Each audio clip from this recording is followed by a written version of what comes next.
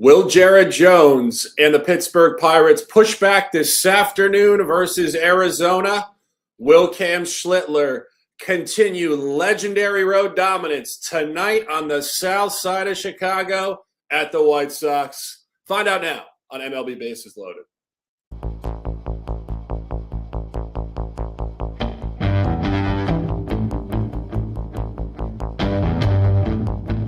A huge card on slate today.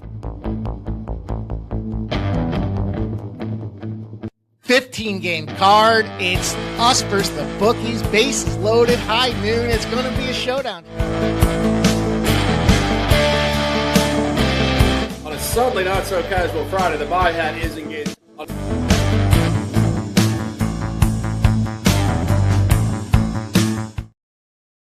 Two questions posed, answers to be found. It is Wednesday, July the 29th, 2026.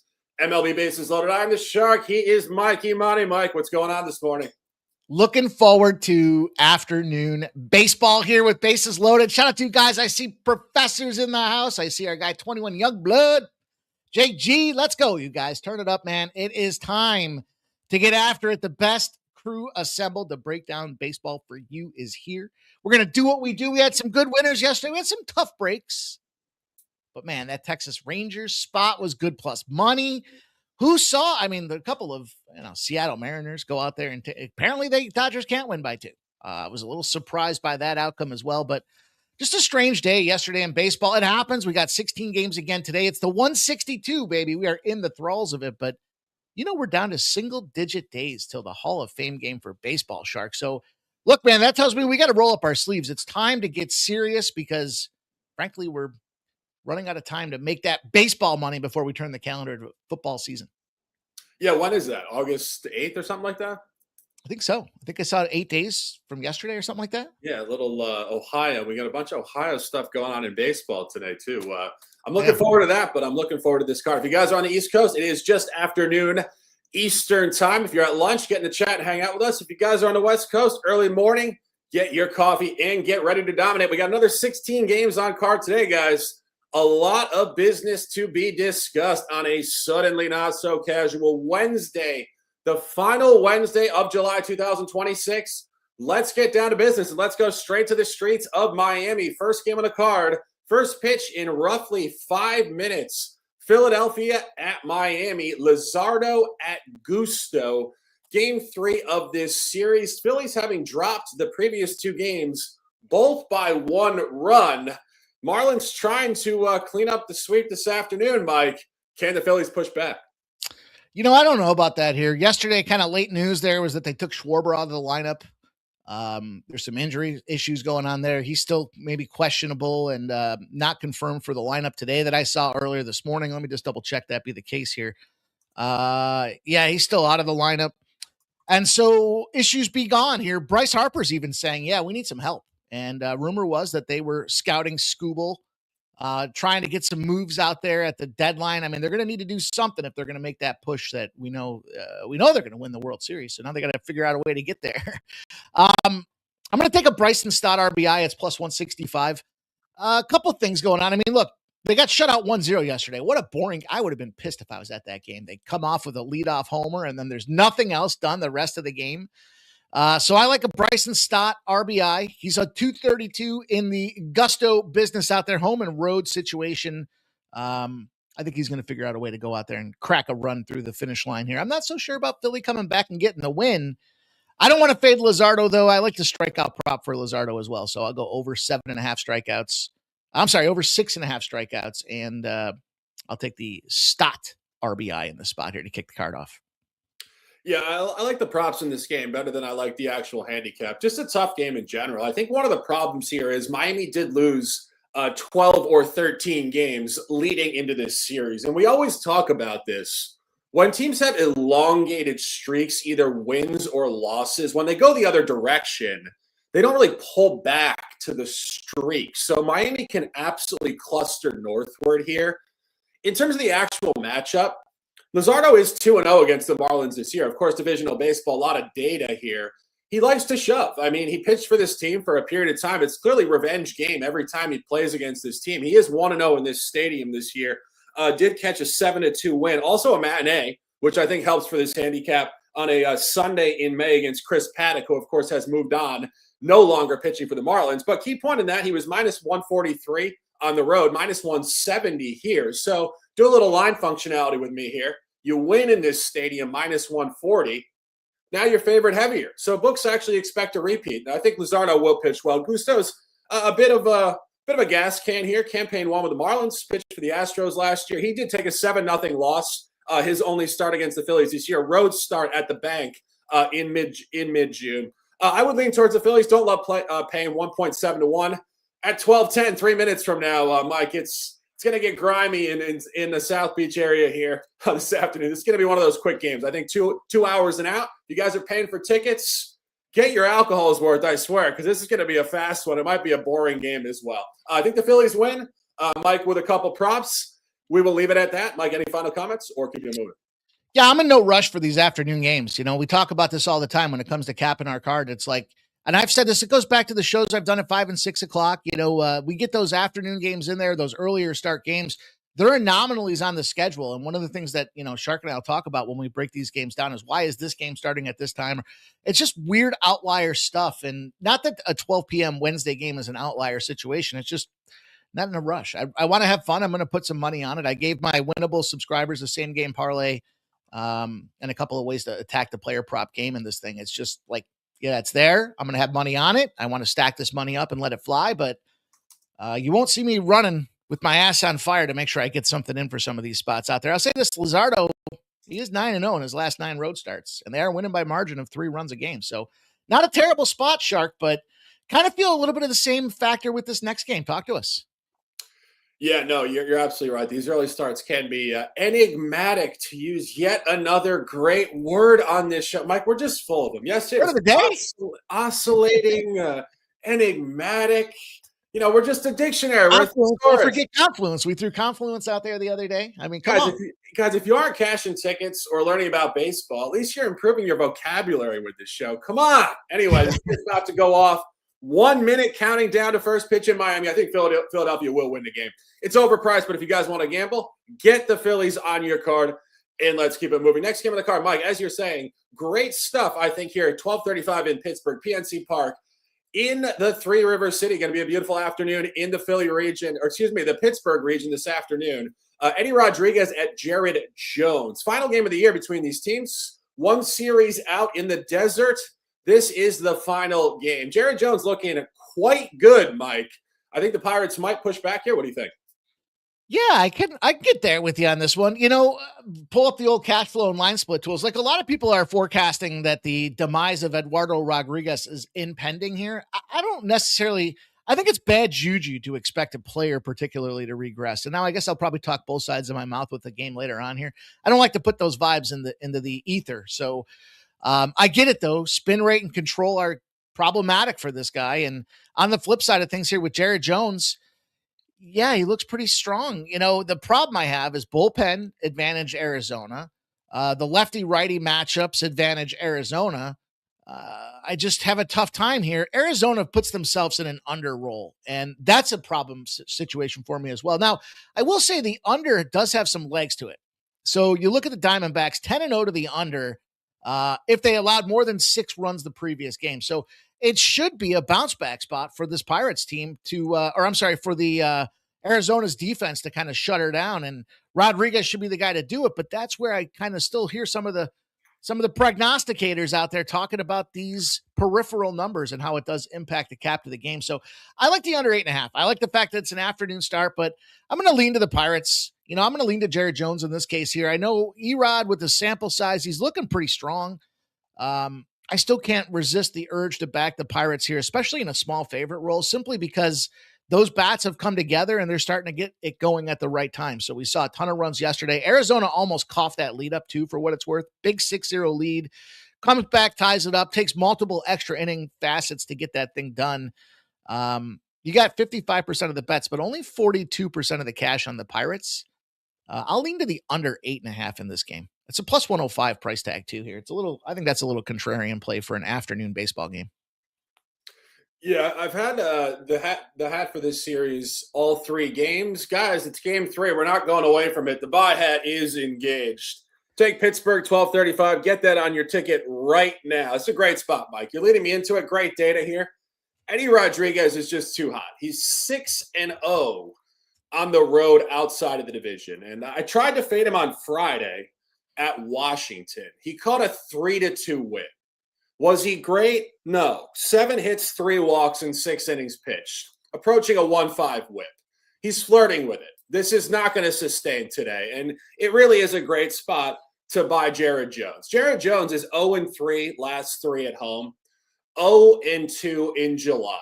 Usually when you see a guy who's 0-2 at home in a month, he's not very good. That is not the case with Jones. This month at PNC Park, 12 innings pitched, only 1 earned run on a solo shot against. And Mike, you were saying it. You go through this series, both of the previous 2 games went to extra innings. So clearly these teams are fairly evenly matched.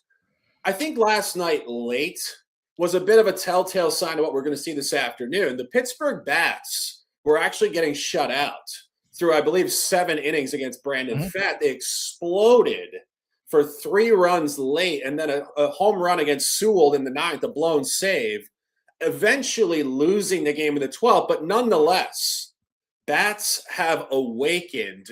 And just final point on this, we've been trying to sell Arizona all week. Arizona's been all over the country. They were at home. They were in St. Louis. They were in Washington. Now they're playing a matinee in Pittsburgh before they go to Cleveland. Like, Mike, how much can a team travel in 6 days? It's just distractions. And after last night's gauntlet, I think this leans heavily to the home team. Pittsburgh will be all over Eddie Rodriguez. This is unsustainable. 6-0. He was 4-6 on the road in this spot outside of the division last year. Regression coming. The buy hat is engaged. Take Pittsburgh. People get into this stadium. It's Wednesday afternoon. I know it's going to be empty. Mike, if we lived down the street, I'd go immediately after the show. We'd sit in the front row. We'd talk some business with Paul Skeens. We'd say, Paul, what's the deal, bro? We're not worried about Paul today. Jared Jones, it's your time. Let's cash and let's keep it moving. Next game in the card, 105 in D.C. Blue Jays at Nationals. Final game of this series. Final game of the season between these teams. Interleague Baseball, 1 series per year. Trey Savage at Zach Littell. Mike, not a lot of matchup data here for you, Savage. What's going on in this game?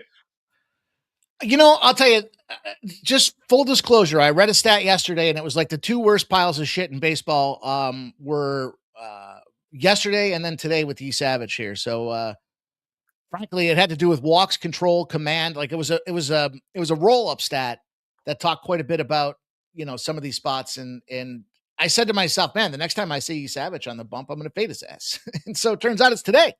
Who knew? Without even looking at it, it's like just internalizing the information to say, okay, now you look at these numbers and you say, okay, well, how do you get there? I mean, look, the Nats, not a great thing.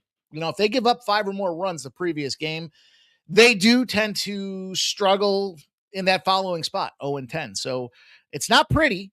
It's early afternoon baseball. I still kind of feel like maybe I'm a little heady with this thing. Like, you know, when you start looking at the numbers and you say, okay, well, I rushed to the window to bet some afternoon baseball games, and then I'm just rushing to catch a loss here. So I'm not trying to zigzag in my own mentality, but 51% of the bets and 76% of the cash are on the Blue Jays. The line's gone from -120 to -113.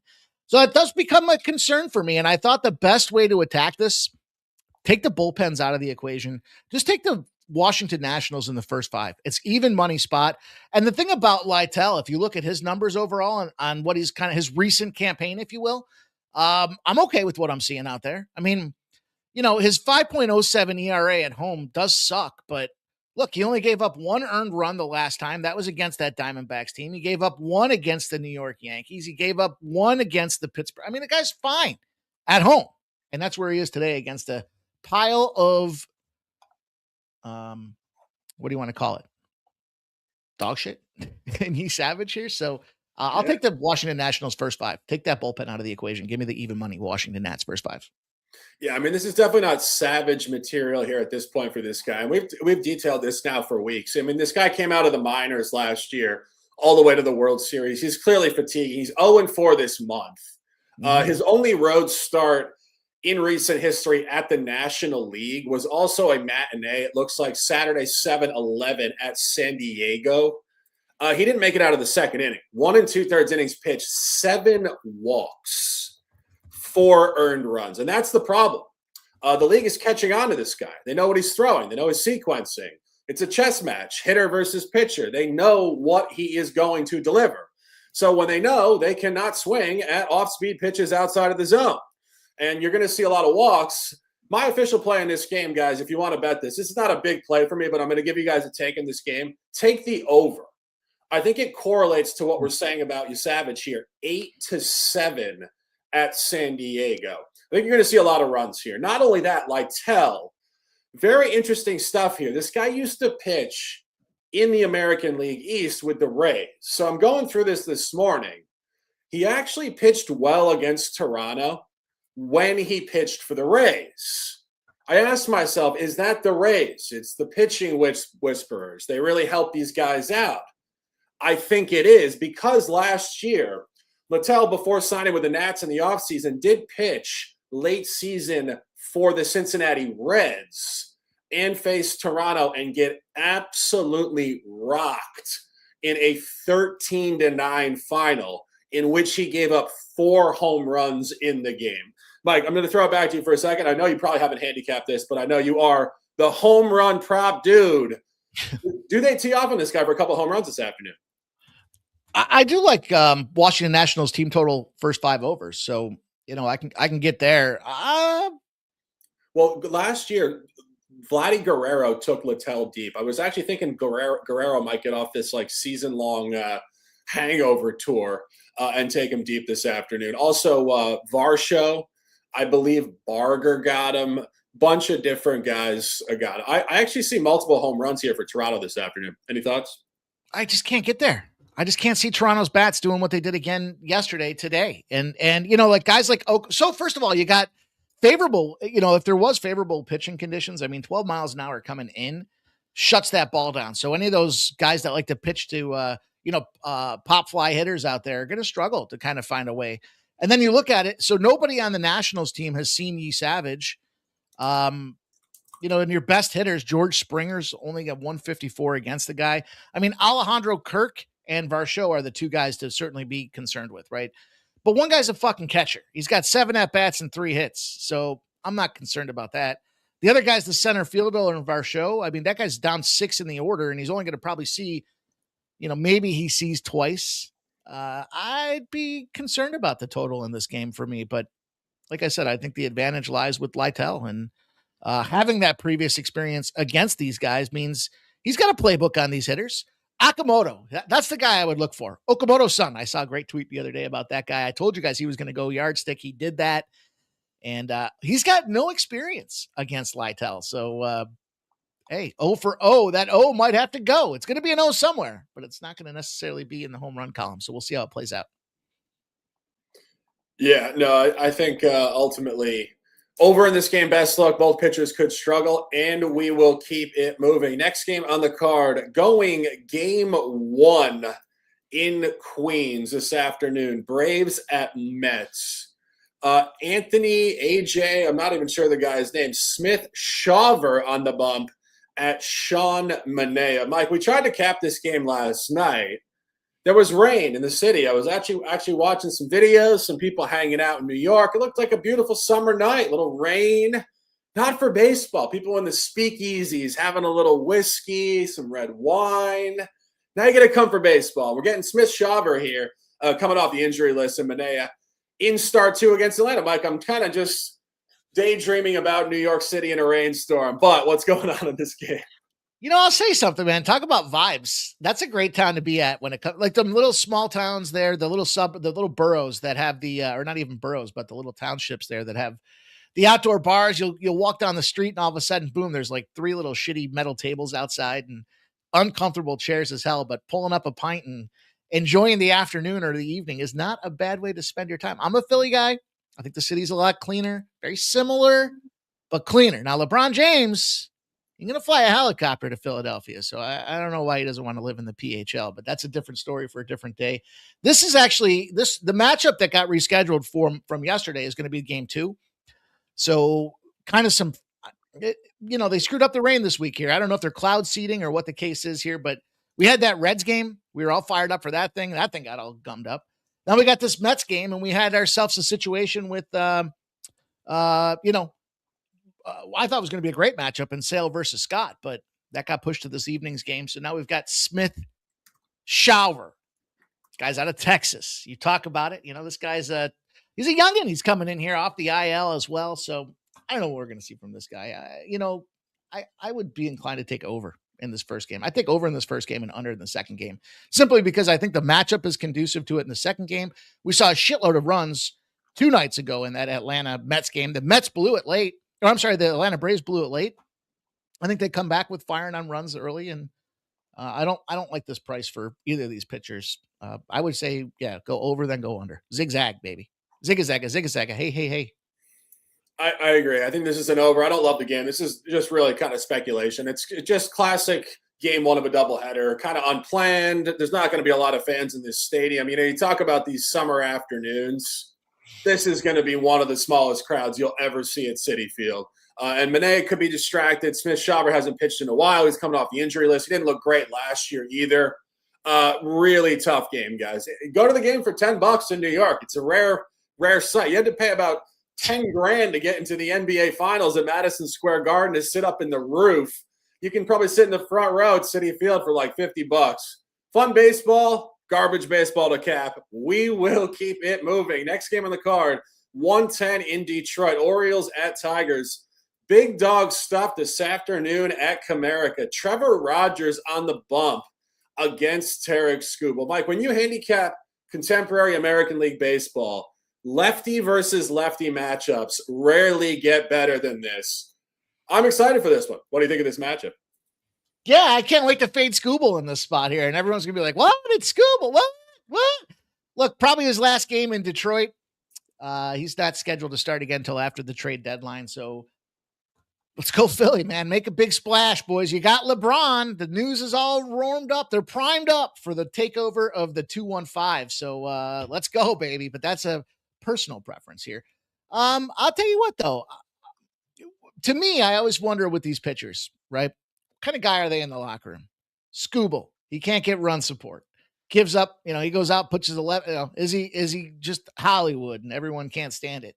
Is there a little bit of Skubal saying, hey, you don't want to be here? You don't want to re-sign with us? Fuck you, Skubal.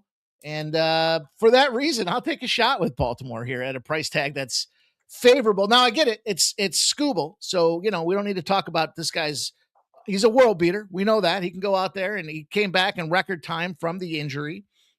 But a plus 170 right now just feels like a wide gap for a guy like Rogers, who's been playing fair. And on top of that, 85% of the bets and 92% of the cash are riding this Detroit side of things here. It's only moved a couple of cents. So, to me, I like that. I also like the under in this game, but I went to the first 5. I mean, we saw the other reason I can comfortably say I want to take Baltimore. We just saw 72 runs get scored by Detroit yesterday. Baltimore coming off that no-go. I mean, to me, it's just like the zigzag theory here, the pendulum shifting, whatever you want to call it. I like the Baltimore at a risky plus 170. And then I took the first 5. You can get an under 4 at minus 130. And it's starting to move even lower now. So 3.5s at plus 108s, plus 113s. Those have been the death of me for, baseball in the first half of the season, these Detroit Tiger first 5 unders. But I'm going to ride back with it here today, and I think Rogers and Skubal can put on a show. Yeah, I see a quick game here. It's another one of these afternoon matinees, getaway game. Both teams going to weekend series. Orioles actually play the Phillies over the weekend, and the Tigers are actually going out to the West Coast to face the A's after this, which I think leans more towards your Orioles take and even more strength. Tough spot for the Tigers here. You got to get on a plane. You're going west to Sacramento after this game, and as you said, this might be the last start for Skubal. Confusion. Not fluidity. So I think the Orioles would be the side. I haven't gotten there. Ultimately, sometimes as much as you like to fade these ace pitchers with authority, I actually do struggle getting there, fading these ace pitchers. One thing that also leans towards Baltimore here, Trevor Rogers is coming off a loss at home last Friday against the Atlanta Braves, 7-6 in extras. He pitched well in the game, only 2 earned runs. Last time he lost a home game versus a National League opponent, same thing. only 2 earned runs, lost to San Diego on a Sunday in mid-June. He went on the road. Very similar spot, actually, at the Dodgers as a significant underdog. Complete ace mode. 0 earned runs, 7 innings pitched, only 1 hit. Did beat the Dodgers 3-2. So this is where Rodgers bounces back. He travels off a home loss, and he does perform as a significant dog. One shout to the chat. Our guy Phil says, what's this talk of the Phillies scouting Scooble? They've never seen this guy. Phil, I kid you not, this morning when I was having coffee, I had that exact same thought. I saw that headline, and I was like, they need scouts to go see this guy? I was laughing about it. They said they were scouting the dude all weekend. I was like, what are you fucking looking at? What are you putting some tape in to see? You know who the guy is. Do you want him or don't you? And then what's the price you're willing to pay for him? I'll tell you, you talk about fading these, premier pitchers, and I think it's to a degree, right? So we've been documented probably the most successful fading schemes team here on the planet. And a lot of the reason comes down to this. If you put lipstick on the pig, guess what you have? A fucking pig. It's pretty simple. So, it's a pretty pig, but it's still bacon, it's still pork chops, and it's still a rack of ribs. So at the end of the day, to me, maybe a pork butt, you want to throw it on the smoker, the shoulder, whatever. It's story for a different day. But I think that's where you can try to start to find some of these outlier situations. Now, if you put Scooble in the Dodgers, he's minus 380 with that offense, despite Kyle Tucker shit in the bed yesterday. And now what are you going to do? Well, now I'm not going to play it because I'm not going to lay 3 runs to get a Scooble start. So that's what happens when you move these starters away. So it's not, for me, it's not just fading them because they're aces. It's about just trying to find those spots where I think the story tells us, the tale of the tape. And the tale of the tape here is you got a team that just got shut out yesterday. I love those bounce backs off a shutout. And Scooble's, was he going to go 9 innings with a no-hitter? Doubtful. No, I mean, and as we said yesterday, or as you said yesterday, 14-0 looked like the Lions' first quarter score over the Ravens in mid-October. But we told you guys yesterday we love Troy Melton. I honestly should have given you guys alts yesterday. Mike and I were talking about it off the record. That game just reeked of a blowout. So we kind of left it a little remiss yesterday, but we are absolutely focused and locked in now, Mike, and we got a video.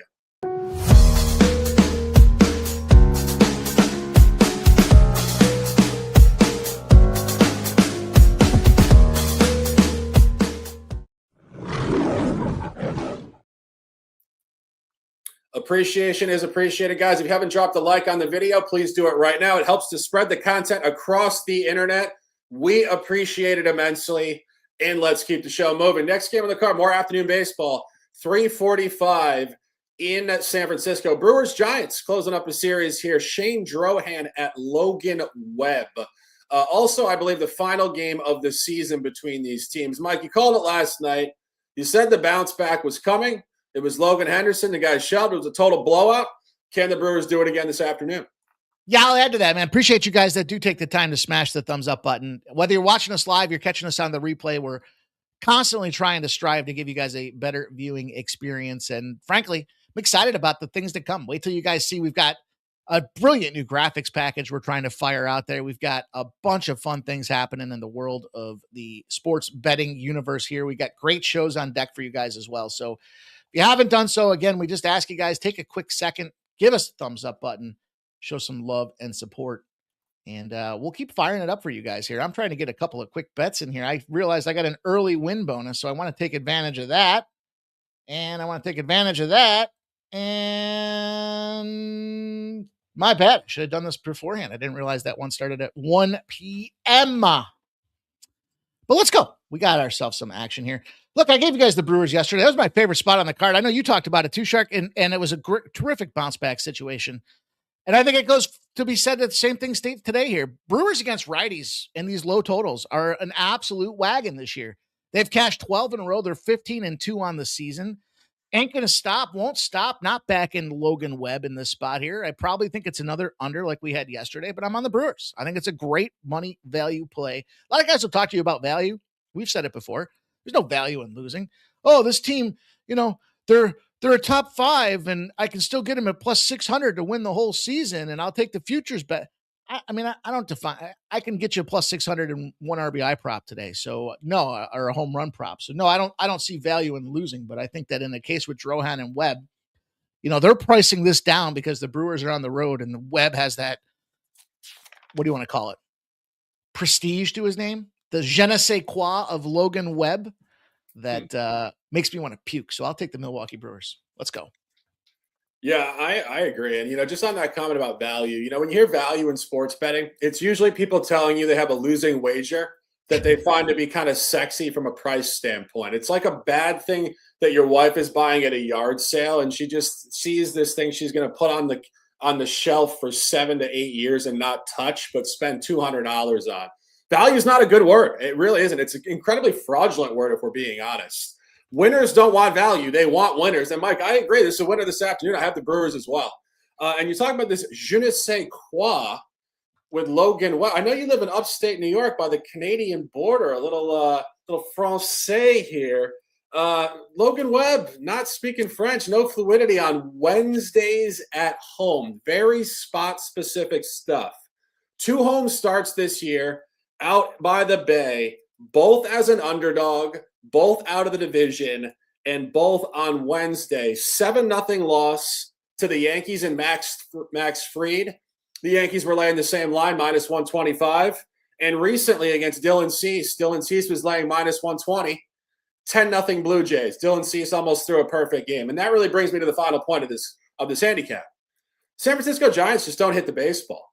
If they score more than 2 runs, you're impressed. And I think it's managerial more than it is even lineup. I think this is a flat team.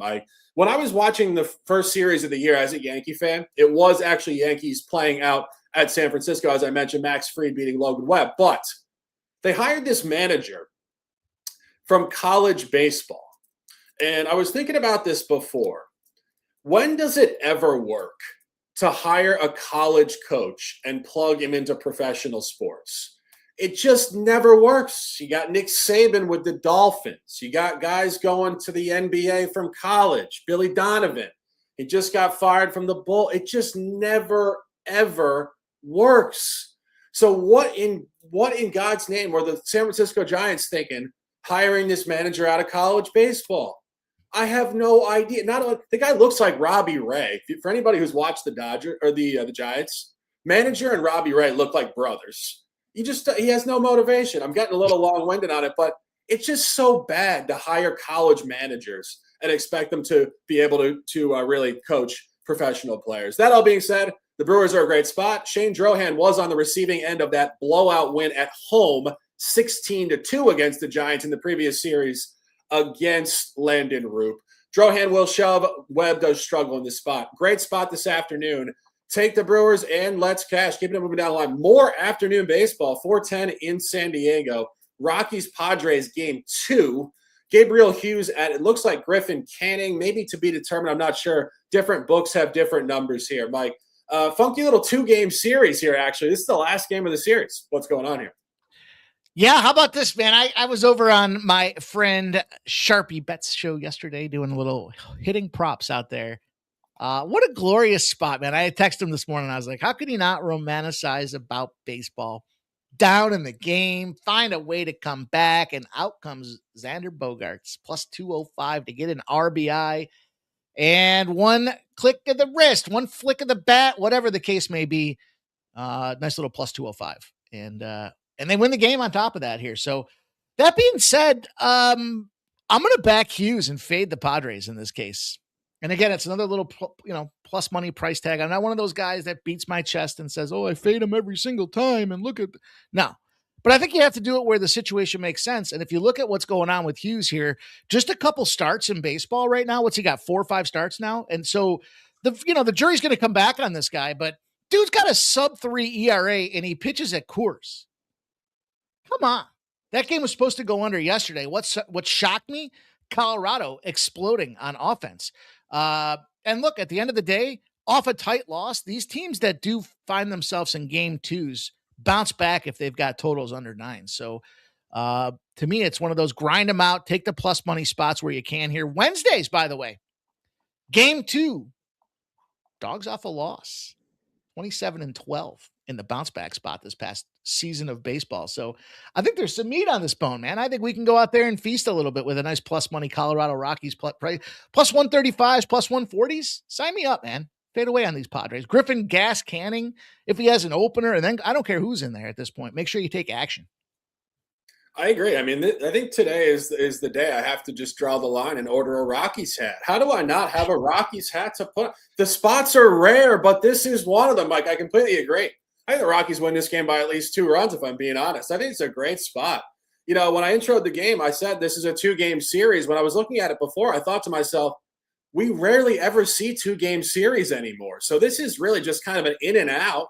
And we said it last night. The Padres were coming off a long road trip. Yesterday was their first game at home in the second half. They go late in the game. They walk it off. You got to come back in a matinee. This is the end of the series. And then you get a day off, stay at home, and open up a weekend series on Friday in the division against the Giants.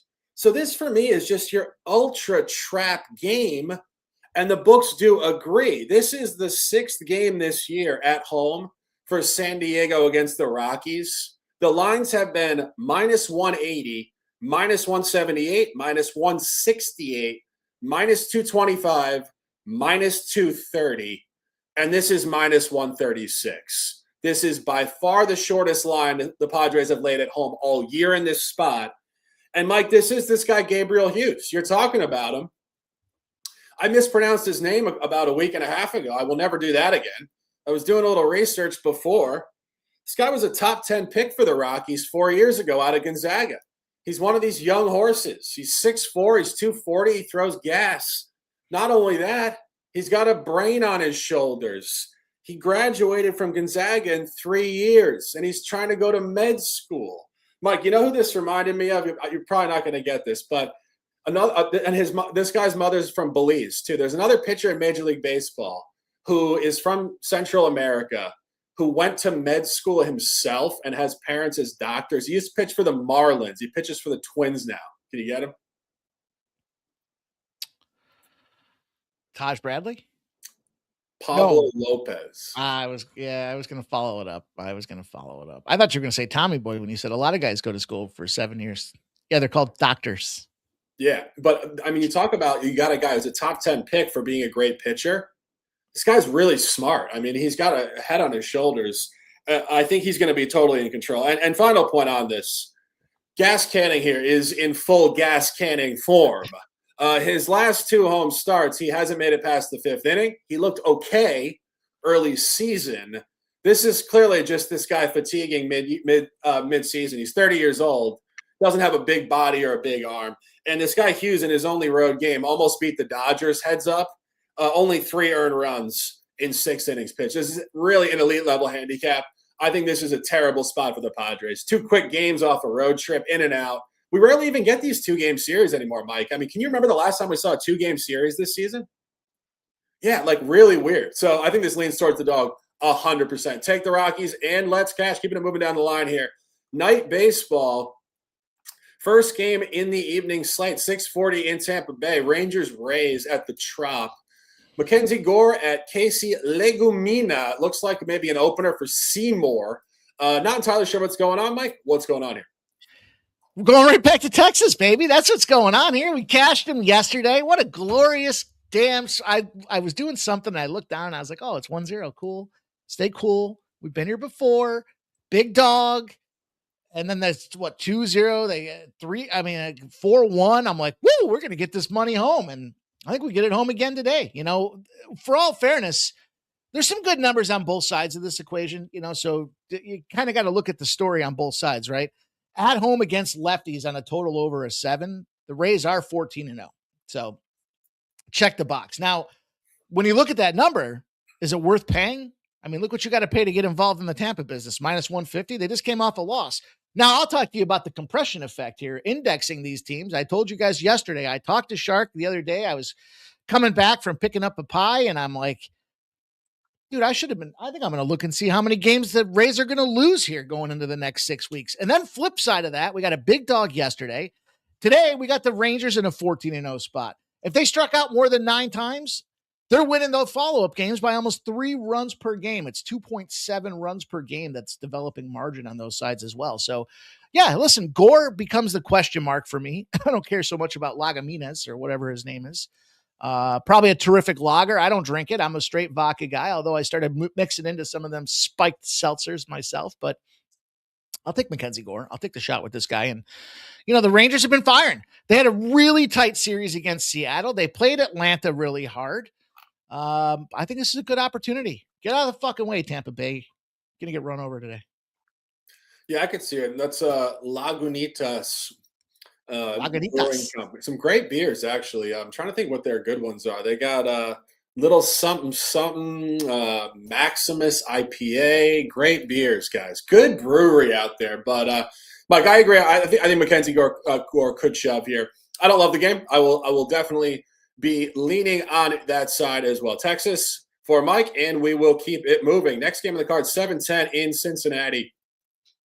Guardians Reds, final game of the year, Battle of Ohio. 2 series, both interleague. This is the last one of the season. Cantillo against Singer. Mike, we were trying to figure this one out yesterday. The doubleheader just did not go our way. Ultimately, Chase Burns gave up 4 unearned runs in the first inning, just kind of spiraling the entire day out of control. That all being said, we thought Singer was going to pitch yesterday. He did not pitch. He's pitching tonight. What's going on here? Yeah, I mean, look, I told you guys about the fade guy. Fade guy went 0-2 yesterday, which means we went 2-0 today. And based on early peripherals, I would simply say you got to play the Cleveland Guardians under in their run total out there. Guardians under 4.5 runs, -105 is going to be the play for me. Okay, I'm not entirely sure if that translates to a win or a loss, but I hope they win the game 3-1 because the buy hat is engaged. And guys, I rarely wear maroon shirts, but we got the whole package going on here today. We got the maroon and the maroon, and I'm just staying the course. Gavin Williams took a loss last night. For those of you guys who bet listed pitchers, you actually did get voided in that spot when Singer was removed from the game. Gavin Williams pitched great. I mean, he had double-digit Ks, and the Guardians could just do absolutely nothing against a bullpen game from Cincinnati. So it brings me back to the original handicap. You want to fade Brady Singer when he's pitching against the Guardians. He already lost this team on the road 10-3. And Joey Cantillo in that previous series did catch a win 7-4. Cantillo's going to bounce back. Singer will get his ass kicked here. And truthfully, I think this is just a zigzag series. You saw the Guardians catch a win in the opener yesterday. Shutout last night, clearly fatigue. Reboot before travel. Cleveland's just a superior team. Their run differential is significantly better, and the line does agree. I really like Cleveland in this spot tonight, Mike. I could see, hopefully, maybe 3-1. We'll both cash. Take the Guardians, and let's cash. Any further comments or keeping it moving? It's one of those comments where it's like, I should say something, but I'm not going to say anything. If you show me a history of losing, I'm going to find a way not to be on that side of things. That's how you become a fade guy. Yeah, I'm curious as to who our fade guy is in this spot. But I'll tell you afterwards. I don't think the buy element in this game leans me towards Brady Singer. I will say that. Anyway, keeping it moving down the line here. And going back to Citi Field, Braves-Mets game 2 tonight. Chris Sale at Christian Scott. What we thought we were going to get yesterday will go down on this Wednesday night. Mike, we tried to give him the under yesterday. We're going back to the source, I believe. Broke my fucking heart to see that. As soon as it was like the show got done and I'm flipping through, I was doing a DFS lineup and I flip through and I see postpone. And I was like, geez, they're not even going to try to wait and see. They're just going to fire off and say, no, go. So that just crushed my heart and soul. I thought it was such a terrific spot to take that under. And now I got to wait and see. I want to see the first game go over. I want to see the second game go under. But yeah, I mean, I see Professor says, don't tell me you guys are fading. I was going to fade him yesterday and I was feeling pretty fucking good about it. But now with this doubleheader nonsense, I just don't like to be involved in these games. And it's hard to get predictive. And so some people will be like, oh, you just don't take the double headers. Well, it's because you don't know, right? You don't know what they're going to do from a bull. How much do the Atlanta Braves want game 1 versus game 2? And you won't know that until you start to see how many pieces of the bullpen do they put out there. And, the 7s have moved to 7.5s today, but the ticket counts are all screwed up again because now instead of having a full, example or illumination of what's happening out there, we reset. All those bets got voided. So I'll tell you this, the line with early action. Okay. So they get voided. It has been reset and they're starting to put money back together here. 71% of the bets and 82% of the cash, right? So if you're new here, we talk about percentage of bets being kind of the makeup. It's all of the soup. It's all the tickets being written. It's parlays, it's props, it's teasers, it's round robins, it's the whole fucking thing. All the smash. Everybody, that's the public. The public's betting on the Braves. Then you look at sharper bettors, bigger money coming in, and they're betting on the Atlanta Braves. 82% of the cash. So if everybody's betting on the Braves because it's Chris Sale Day, why is the line gone down 22 cents? It's gone from minus 176 to minus 154. If you're not going to zigzag over and then under, take a look and hope that you find hopefully the Braves win the first game and you can fade Chris Sale in the second game. And ideally, they'll use a shit ton of bullpen pieces to do it. Yeah, I mean, as we said, we think we might see runs in the early going here with Smith-Shawver against Monet. This is going to be an under. And if this goes over, because of the outlier environment of a doubleheader, so be it. This is baseball. We bet thousands of sides. It's one unit. But we said it last night. We'll say it again. Chris Sale did have a game at home against the Mets on July 4th. And the final score was 17 runs, 14-3. But the line was 8.5. So the books actually did have a grip on Sale that night. And again, guys, July 4th in Atlanta, it was a distraction. Fireworks. It was Saturday night. Like, this is the polar opposite. This is game 2 of a doubleheader. And just to draw us back to yesterday, if you want to correlate doubleheaders to doubleheaders, you saw the nightcap last night between the Guardians and the Reds. The bats were fatigued. And it centers us in what we always talk about. The pitchers pitch 1 out every 5 days, so they're ready to go. The lineups are what really fatigue in some of these games. And I think you're going to see a really low-scoring game. And Christian Scott, as we mentioned, is 4-0-1 versus the home under. 2-0 versus the home under in the division. Great under. Not going to waste any more time on this game. Take the under and let's cash. Keeping it moving down the line here. Getting into the later card tonight, 7:40 in Minnesota. Twins-Royals game 2. Joe Ryan against, I believe this guy's name is Randy Dobnak. Randy. Yeah, Randy Dobnak. Mike, last night, funky game. You tried to take the Royals. I tried to take the run line. It just, nothing worked out. The Twins are just an outlier waiting to happen. Joe Ryan here not looking good. What's going on here? So they said a couple things that we should dismiss here. One is they're not planning to move Joe Ryan. They said that they're going to keep this guy. They're going to keep him pat. And I just, I texted you earlier. It's like the one loss that ate me up yesterday. I mean, look, it sucks to watch the Dodgers lose, but frankly, I'm okay with it. I don't like having money on it and watching it go down like a sinking ship, but that game was entertaining.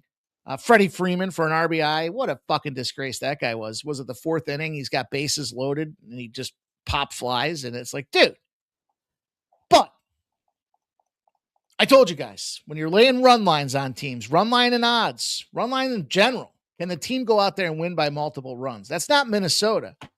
But the problem is Kansas City in heartbreaking fashion, runners on first and second, 1 out in the 9th inning, and then, crack of the bat, yardstick. Nobody won that game. The books won that game. They crushed us. Now, what we should have done, and what I text Shark is I said, dude, when we were both looking at a shit team like this in the middle of the country and got to lay odds, or we should have just been on the under. That was such an easy play. And so I'll probably look back to that again today and look to the under in this game. I'm pissed about this game from yesterday. I've said it before.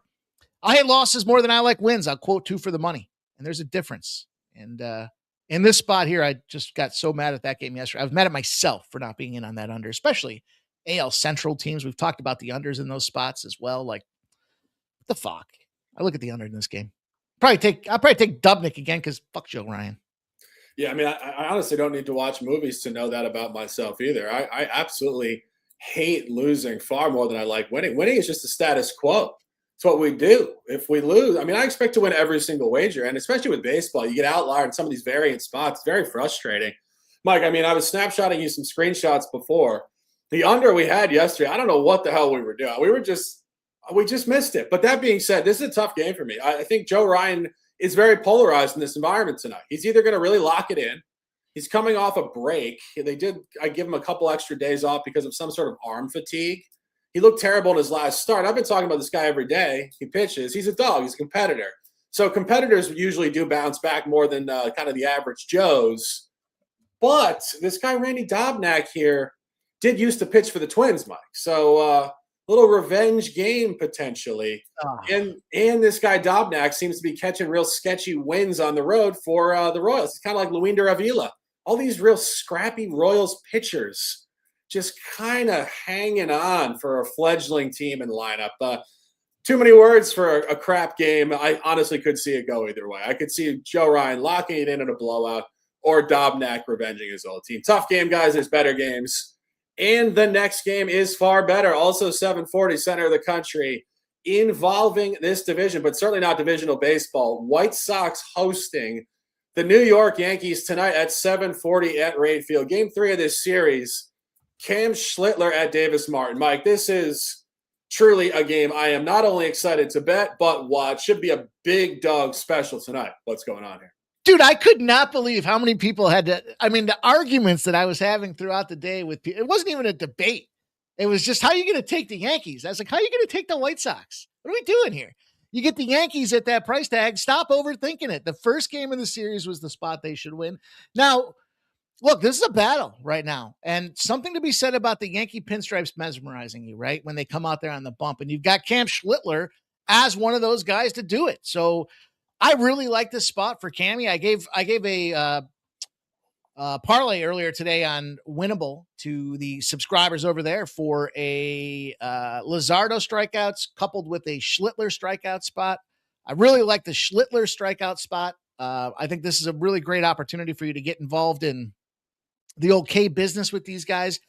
You know, it was tight. You could argue it was, look, it was one bad pitch for the Yankees that gave the 2 runs to the White Sox. Outside of that, the Yankees have dominated this entire series. So you got to go back to it, and then you got to respect the fact.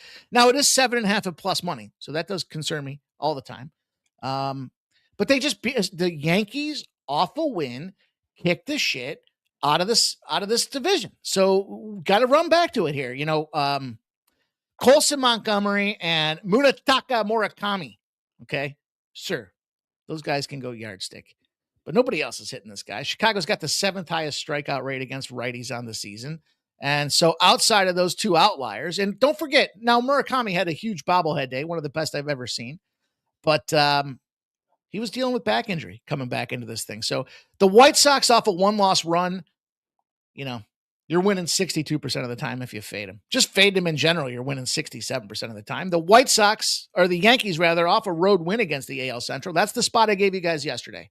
The Yankees off a road win against the AL Central are 20-1. Now you want to argue about the head fake with this line. Let's talk about that for a second too. Because what happens in these spots is you see the pitchers, and the books know the profitability report shows Davis Martin's right up there. I think he's top 3 right now. So they're pricing this thing down because it's Davis Martin coming into this thing. I think I can justify it. I think I can value the Yankees, and I like that Schlittler K prop as well. Yeah, it's a big dog game, guys. I got 2 hats in front of me. Mike, I like the color of that shirt. Is that navy? I'm not sure. I think it's navy. This whole thing is just on my head. The buy hat is engaged. You're making great points. I agree with all of them. And not only that, I was handicapping this before. Cam Schlittler, what is up, my guy? I mean, this is incredible stuff. This guy on the road, outside of the division, 50 1/3 innings pitched, only 21 hits, only 8 walks, only 4 earned runs. I have written down here, legendary. This guy is a force. And those 4 earned runs were all on solo home runs. So this guy hasn't given up a run all year. That was a cluster of hits together, rode outside of the division. And I started to go through the psychology of this guy. He's just perpetually pissed off and focused. I mean, he grew up in Boston area. I think he was from Walpole or something. He grew up in the window of the Belichick Patriots. Maybe he was taking course. You know, you got to put some bulletin board material yourself on the wall. Somebody trolling you, talking shit. He gets fired up to pitch on the road. And you talk about the White Sox here. We've been buying the White Sox all year. This is a class difference. And this is where Davis Martin is falling into the trap we've seen from all of these darling pitchers this year. You got to remember there's been about 3 or 4 of these guys this year that nobody really heard of, that caught a lot of heat. The last one that really comes to mind was Jose Soriano. He cashed tickets for about 8 weeks, and then he fell apart. That's the current conversation with Davis Martin. The guy's 0-4 last 4, 0-4 this month. He's giving up runs in clusters. The only home start this year he had this month against an American League East opponent, he got rocked against Boston. 5 earned runs in 4 innings pitched. And final point on this, Martin did pitch at the Yankees on a weeknight, Tuesday, June 16th, and lose 12-2, giving up 9 earned runs in only 3 1/3, including 3 home runs to Spencer Jones, Ben Rice, and Paul Goldschmidt. This is a Yankees party in the south side of Chicago tonight. They are going to rout this guy. Big dog stuff. I see run line as well, guys. The buy hat is engaged. Mike didn't even know it before the show. The buy shirt is engaged, Mike. You're all over the Navy. Take the Yankees and let's cash. Keeping it moving down the line. For what it's worth, just as regards to the buy shirt, about 80% of my wardrobe is navy blue. So just maybe you're just you don't even know you're a Yankee fan, but you just are. I am definitely not. Oh, let's go. Get ready to bet a little Caleb Williams, Chicago Bears in the fall as well. That nice Navy Chicago. Of course. We know who's going to win that division. Don't get me started there. Dude, that's where the Navy Chicago comes out. This is the Yankees. Baby, bear down. Michael Parsons goes on the physically unable to prepare list. He's out to start the season. Green Bay's in trouble, man. Just off the record here for a second, but did you guys happen to see that video of CJ Stroud walking into training camp? Yeah. What on earth was that? Dude, he was like bow-legged. He looked like he had an ACL injury going on out there. Like he looked like he had like zero self-confidence too. It looked like a freshman walking into like in high school. He didn't know anybody. He's kind of like, he doesn't know what's going on. Dude, so Kamaru Usman goes out there to fight last week, right? DDP in the UFC, and everyone's talking about Usman's legs. And as soon as it started, I was like, dude, as a guy that had a knee injury, you can see there's no lateral movement in his legs. Now go watch CJ Stroud walk into that arena or that stadium or wherever, that training facility. Where's the lateral movement in those knees, man? That's a fade and then some for these guys. Yeah, and the reason why I got reminded of that is because when I was watching that video, it segued me to a video of CJ Stroud talking to Caleb Williams after a game the Texans played the Bears like last year or the year before. I think it was 2 years ago, Caleb Williams' rookie year. And CJ Stroud was like congratulating Caleb Williams for not taking hits and like being kind of like passive. Caleb Williams is looking at this dude like, why is this guy talking to me? Like, he is like the softest dude in the room. And Caleb Williams is such a fucking dog. Like, Caleb Williams gets so much shade for painting his nails. I think he's just trolling people. I think he's just such a gamer. So anyway, we're talking Chicago. We're talking football, baseball. We got a bunch of stuff going on. We're going to be buying the Bears this fall, guys, but we are not buying the White Sox tonight. Yankees, let's cash and let's keep it moving. Next game on the card. Shark, I'll tell you what they can buy for us is a thumbs up button. It actually costs you nothing on top of it. They're on sale right now. If you like the content that's going on out here, you guys want to see more, you can't wait till the fall to share with you guys what we have in schedule. We've already been talking. We're already grinding. We're already building the graphics packages out for it, you guys. So stay tuned. But all we ask you to do, whether you're live or you're catching us on the replay, is like this video, comment on the videos that we put out there. We're doing our best to give you guys winning content on the regular, and just want to hear from you guys. Let us know. Do you like what's going on? Are you making money by doing it? And you can do that by smashing that like button.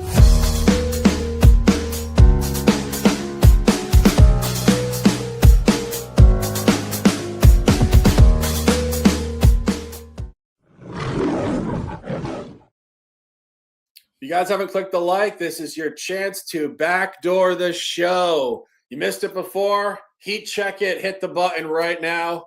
And let's cash. Our guy says White Sox money line. He must not be listening to the English language on this show right now. Nine Legacy, we love you, brother. How could you fade all that analysis? Come on, man.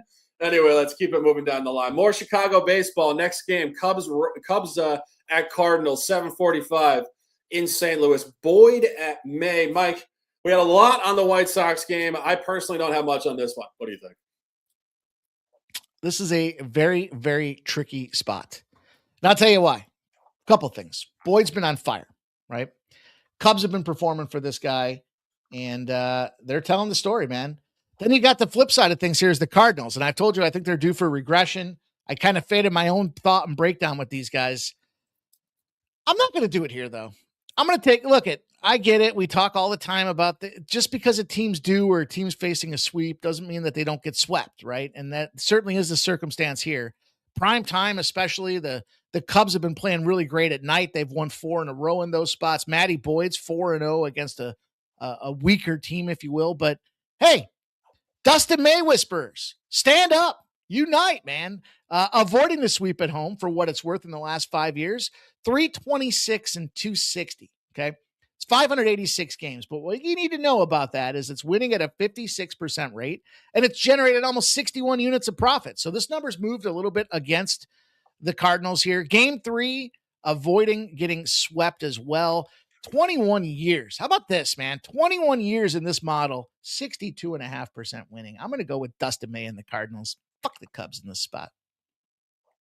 Hey, if you like it, I like it. I haven't gotten there. Honestly, this kind of reminds me of one of the games we said yesterday where the market was just a split. It was minus 110 on both sides.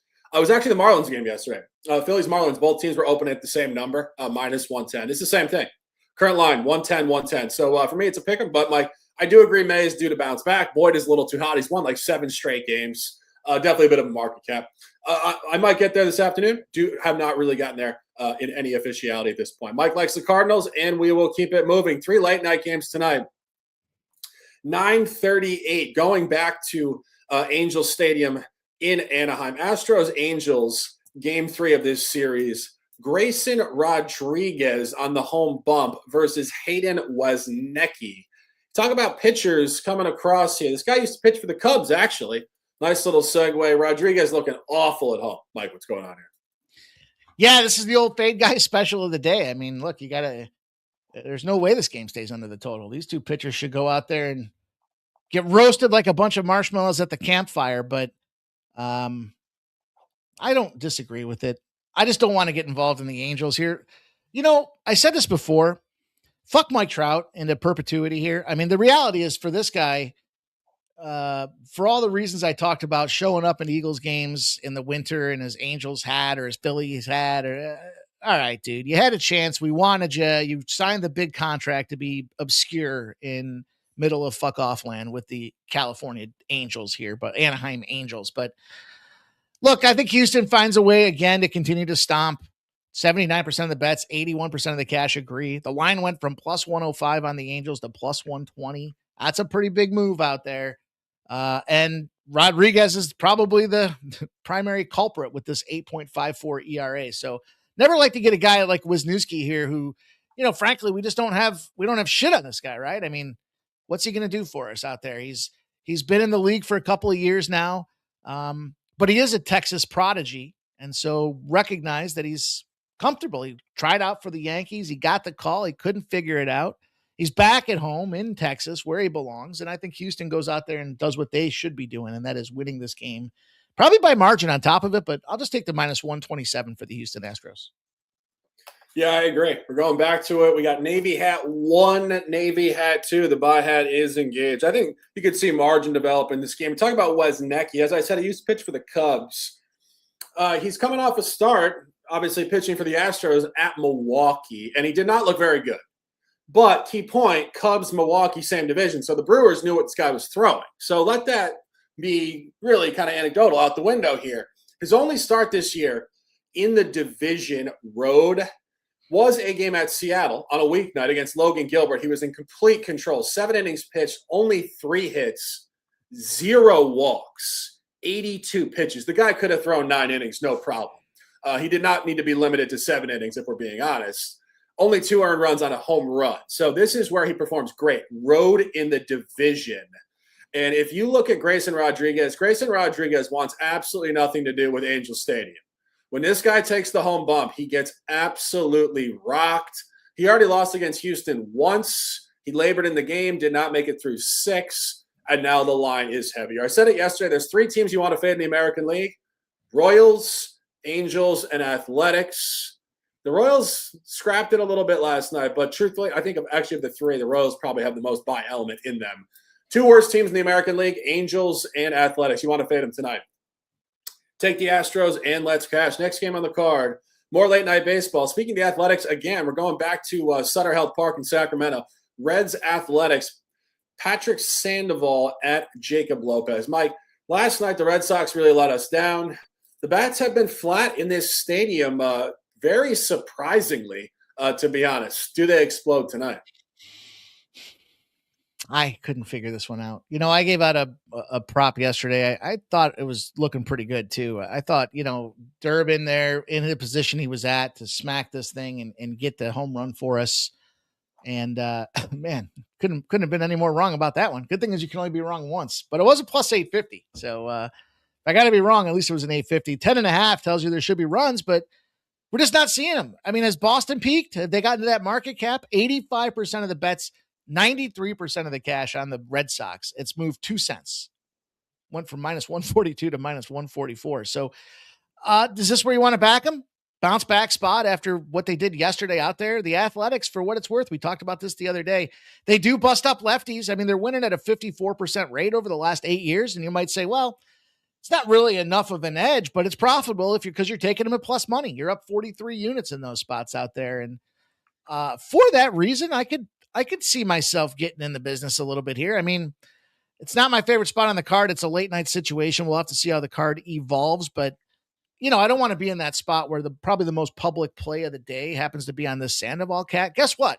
If you fade Sandoval and you find yourself in that glorious dog roll of, $1.30 or more, shit, you're cashing checks, man. You're winning at a 65% clip. So tight game. I think tight game. I want to go to the under, but it's the baby ballpark and we haven't seen the bats explode just yet. The Red Sox on the road in August since 2023, the second half of the season when things get serious, they're a 70% over team out there, but we're just not seeing it right now correlate at West Sacramento. So for me, I'd have to lean Angels or nothing. I just haven't really figured out how to play this game yet. Tough game for me as well. Honestly, at some point their bats are going to explode. If it was going to come, it might come here. I don't think Sandoval is going to pitch great. He hasn't pitched in this stadium ever. Of course, campaign 1 with the Red Sox. He did used to pitch in this division.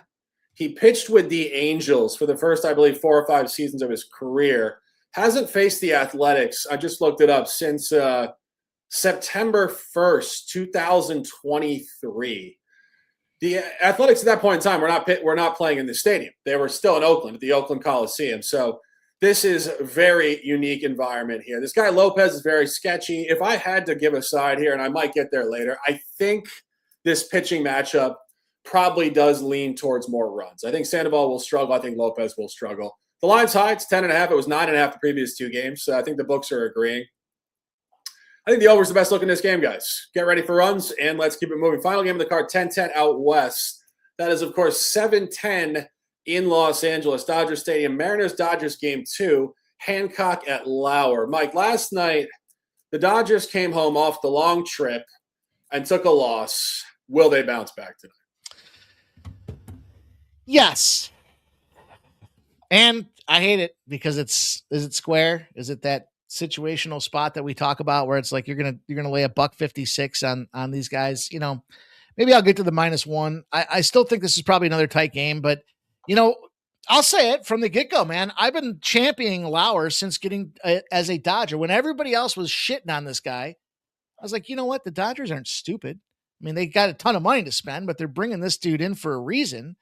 And what have they done this season with this fella? Win, and win often, and win by margin. So I'll fade them. I'll expect the Dodgers to bounce back. Now, I'll tell you this, for whatever reason, this time of the week, just to give you guys both scenarios here, try to be objective. The Dodgers on a Wednesday, pretty shitty. So they're just 53% win rate. Can you figure that out? I can't.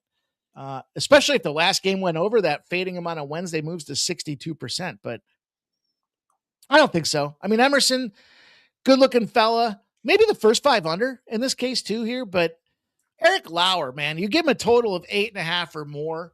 He's 20-2 in those spots out there. The home team should go out there, bounce back favorites in game 2 have won 69% of the time. And the Dodgers, specifically with Lauer on the bump, they've won 7 straight times. I'm not getting in the way of that. Give me some Eric Lauer action here. What's Eric Lauer to get the win? Shark, I'll listen to what you have to say while I try to figure out what that price tag looks like. What'd you say? They're 7-0 to what? Lauer winning. Okay, 7-0. I think it stops tonight. The buy hat is engaged, and I think this is actually a psychological edge to the Mariners here. Mike, you've been talking about this all year. The Mariners have just drastically underachieved. They went to the ALCS last year, lost to the Blue Jays, have just been flat. But I think this is where they awaken, and I think they awaken sustainably in this series. I think this is a really big circle on the calendar series for the Mariners.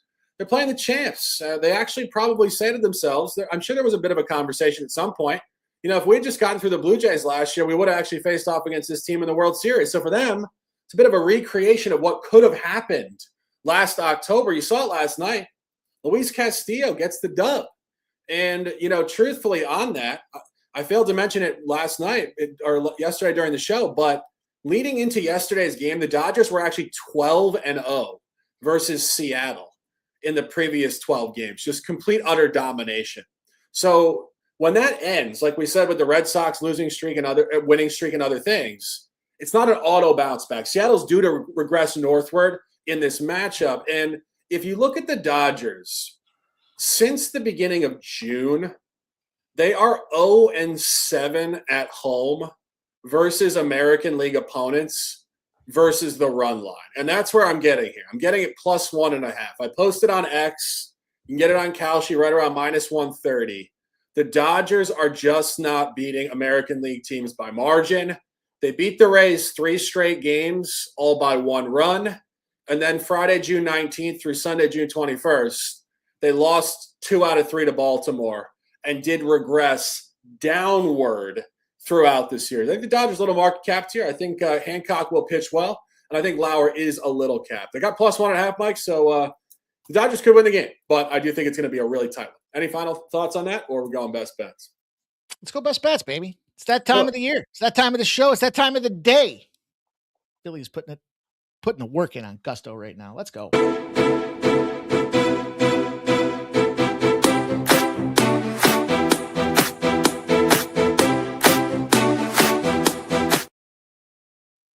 Already cashed our +165. Bryson Stott RBI. That's how you want to start the day.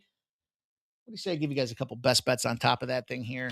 I'm going to give you guys, some of these games are already in play, right? So you hopefully caught the show. And if you didn't, go back and check it out. See how we did. But I'll take the Brewers. I'll take them at -104. I like that spot today. I'll take Colorado first 5 +122. I'll take, I'm going to go back to them Rangers at +127. I will take I'm going to take the fucking Royals at +178. Fuck those Twins after what they did yesterday, especially hearing he's coming back. It is a homecoming of sorts out there. I got the Yankees -138 and the Cardinals at -104. All right, so we got 3 collabs. I'm also on the Brewers, also on the Rockies. Well, you're on the Rockies full game or first 5? Full game +150. And I'm also on the Yankees at -138. So those are 3 collabs, 3 top plays. Guys, get on those. And I have the Guardians -127. As I said, I'm not getting behind Brady Singer. I think zigzag and run differential gap there. And a couple other buy hats engaged as well. We're taking the Astros -127 and Mariners at +1.5. And Mike, let's do a quick little parlay and we'll get out of here. What do you get for the +1.5? -133. Too lazy to go back and look later. Yeah, it's a good number. Okay, let's do it. Parlay time, boys and girls. Looks like Kyle Hart's going to be the starter for Griffin Gas Canning for that Padres game. How about we go? Can I? You want to go under in that Mets second game, Sale and Scott? Yeah. All right, we'll take that one. We'll take under 9 in that Kansas City Joe Ryan game. That one for me is funky because I think that's really high for a Joe Ryan game. Something's weird for that one. Athletics over 10.5. Yes, I like that. Okay. And then why don't we roll out the Rockies run line? What do you think about that? Plus 1.5. all right, sounds good. Yeah. I like that spot. Let me punch Minus that in. 144. All right. Parlay of the day, you guys. Colorado Rockies plus 1.5. The over 10.5 in the Red Sox, and the under 7.5 in that Braves and Mets game is plus 445. I like it. Yeah. Sounds like a winner already. Absolutely. Mike, any words, and we'll close it out. Yeah, man. Final thoughts here. You guys are all winners for jumping in and rocking with us as we build the community here at the Sports Money Network. Doing a lot of work, doing a lot of grind, and a lot of things to try to make this a better experience for everybody down the stretch. We've switched over to the mobile viewing. If you guys enjoy it, check it out. Leave us a comment and let us know, because we are working on the world of change, and we want to make sure that everybody gets what they need when they need it, as they need it. If you guys are catching us on the replay, like and support there. Leave a comment for us as well. And make sure you check out all the content, all the free plays that we're posting out there. We got a ton of things happening. Phil McKill says, what happened to the parlay record that used to be in the corner? It was a nice record. It was a nice record. There's still nice records, but we can't provide the mobile compatibility with the former graphics that we had out there. So appreciate you. Craig Cornell says, great show. Aviskesh Baldio says, any link for live streams, please? We're working on it. We'll get you guys some things going on here for the live business as well. It's been a grind. Somebody asked about the 5 p.m. show as well. We're going to be back. There's just nothing going on. So I enjoy spending my time with Shark, going through the card and then getting after it after that. So appreciate everybody else that's been here, man. Christmas in July, Shark, my closing thoughts. I've got 50% promo. I extended it through the end of the month. So if you haven't done so already, go check it out. You guys can get me for 6 months or 12-month packages, 50% off. Literally, you want to get 6 months, it's like $100 after discount. Couldn't be any more cost effective. And you know, we roll hard. We go NBA, NHL, MLB, NBA. I think I said that already. NFL, college football. Shark, take it away, my man. Yeah, our guy in the chat says the Diamondbacks just scored. I'm typing it right in the chat now. Push it back, Pirates. Enough chicanery. I've seen enough bullshit. That all being said, it's a long game, guys. I used to watch a lot of content in baseball before I handicapped it, and some of the smart guys that did content, not picks, would always stress, guys, it's a 9-inning game. I know it's easy to get emotional in baseball, too, because leads seem insurmountable. It just seems kind of crazy conceptually in your mind to think like, oh, a team's down 4 runs, they're going to come back. It's so hard to score. Games are crazy. Bullpens stink. So, guys, stay the course. Always manage your bankroll. It is 24/7, 365. And as Mike is mentioning, Christmas in July sale. Football is starting, guys. We even got into a little football chat during today's show. A little longer show today. We got 16 games, a lot of stuff going on. Energy is high on this Wednesday. If you guys haven't dropped a like on the video, please do. And please drop comments after the show.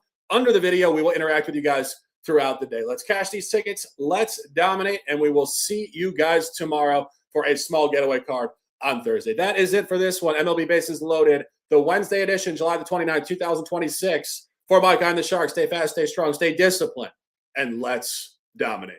I'm like an addict, do I gotta have it. I ain't even playing, got a really bad habit. If it moves, gotta grab it, fuse like a magnet. Lose, won't have it till I'm doomed in a casket. I ain't playing, got a weird mind. If you work 8 hours, I'ma work 9. If the shit tastes sour, you should taste mine.